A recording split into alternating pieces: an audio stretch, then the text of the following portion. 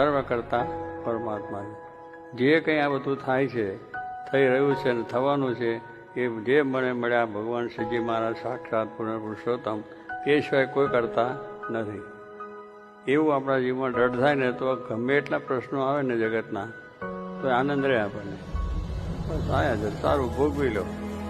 એટલે આ જે બધું જ્ઞાન થાય દ્રઢ, પછી કંઈ વાંધો નથી। તો એમ મહારાજે આપણને કહ્યું કે આપણે આ રીતનું જે કંઈ છે એમાં ભગવાનનું કરતા પણ રાખો।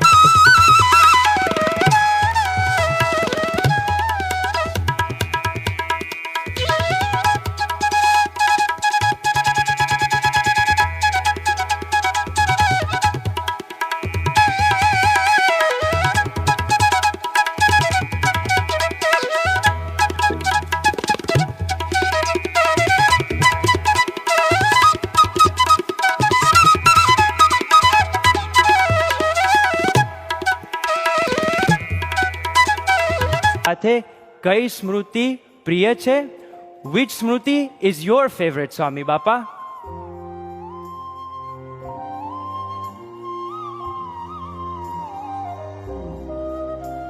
વાહ, સ્વામી બાપાએ દર્શનનો સુખ સિલેક્ટ કર્યું। સ્વામી બાપા, અમને બધાને ચોકલેટ બહુ જ ભાવે છે।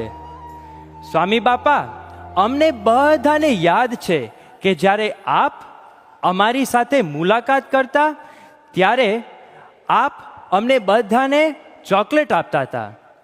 તો સ્વામી બાપા, હવે અમને બધાને ચોકલેટની પ્રસાદી આપશો?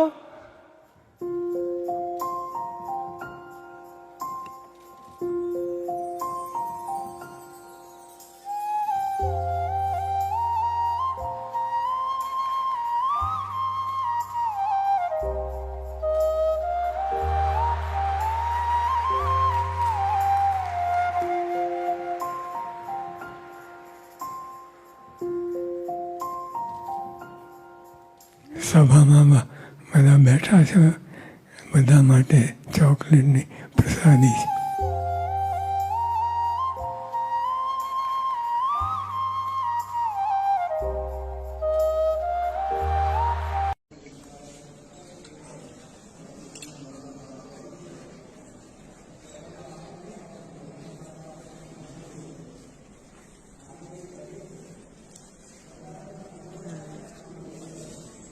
ઓપરેશન કર્યા પછી